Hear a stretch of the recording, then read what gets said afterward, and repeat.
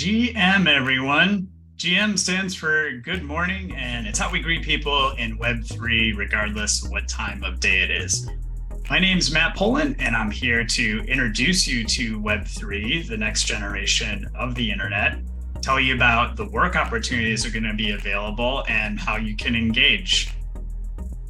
So let's start with what Web3 is. So I'm going to walk through a few slides describing Web3 and a few of the concepts behind it, just to give you a little glimpse of it. Starting with describing Web3. And to describe Web3, we have to know what Web 1 and Web 2 are. So Web 1 was really largely just a few companies. No one was really creating their own content. They mostly were consuming published content from MSN, Yahoo, AOL, and others. Then we move in to Web 2.0. So Web 1.0, if we think of that as the late 90s into the early 2000s, this is the mid 2000s to current times. We have different companies that are kind of at the helm of running the internet. And we have an increase in user-generated content. So this is also where e-commerce comes into play. So users are more interacting instead of just absorbing content. And what we're moving into now is Web 3.0, where companies or organizations like Polkadot, DAI, Ethereum, OpenSea are going to become more important. And some of the ones that you see prominent in Web 2 will become less prominent.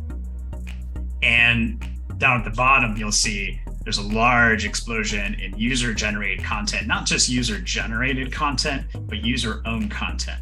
So users being able to own the content that they create, not have it be owned by a platform like Facebook or Google or Twitter or what have you.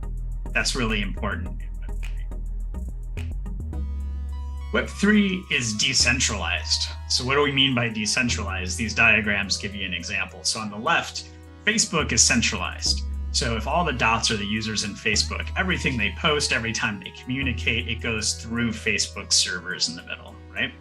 Web3 operates more on the right. We're decentralized. So Lens protocol that you see there in the diagram is a Web3 equivalent of Facebook, a social media app that is owned and controlled by the users. So you have nodes of Lens, but they're all equal. They're not a centralized organization. They're all sharing and using Lens, but no one is running through a centralized server. Web3 relies on blockchain technology, which is distributed ledger technology to be exact. And it's a concept and a protocol or way of operating. It's not in and of itself a programming language. It's distributed. So a given blockchain exists in thousands of locations simultaneously, similar to how we looked at the decentralized network a moment ago. It's a ledger, so it keeps track of transactions or individual accounting. It's an immutable history of transactions, actually. And at the heart of it, the theory of it, the ethos of it is public. It's owned and used by the public. It's fully transparent. It's not owned or operated by a centralized organization. Cryptocurrency is also a key feature of Web3. And there's three things to know starting off with cryptocurrency. First of all, it's better to think of it as a digital asset that can be sent peer-to-peer publicly without the need of an intermediary like a bank. The currency part of cryptocurrency is a bit misleading. It's really a new type of asset. It can be used for other functions like voting. If you think of stock, owning stock in a company and using that to vote as a stockholder, or to prove ownership of an asset. And that's where NFTs come in, or non-fungible tokens. And the third thing to know is it's a tool to allow Web3 to function independent of centralized organizations, kind of a necessary component of the way that Web3 functions. So why should you be interested in investing in Web3? Well, here's a few companies you may have heard of that are already investing deeply in Web3.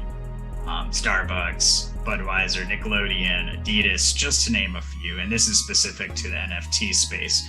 We're seeing major investments into the space economically. Now, here are a few organizations you probably haven't heard of. They're what's called decentralized autonomous organizations. that are operating very, very differently than traditional companies, as we saw in the previous slide. What kind of opportunities are we talking about that they're offering? They're offering gig work or project-based work and regular opportunities in things like coding and development, design, UX and UI, user experience and user interface, writing and editing, marketing, project management, sales, community management, research, finance, and there's all sorts of entrepreneurship opportunities in this space as well if you learn the tools. So I hope I've interested you in Web3 and hope you're as excited as I am.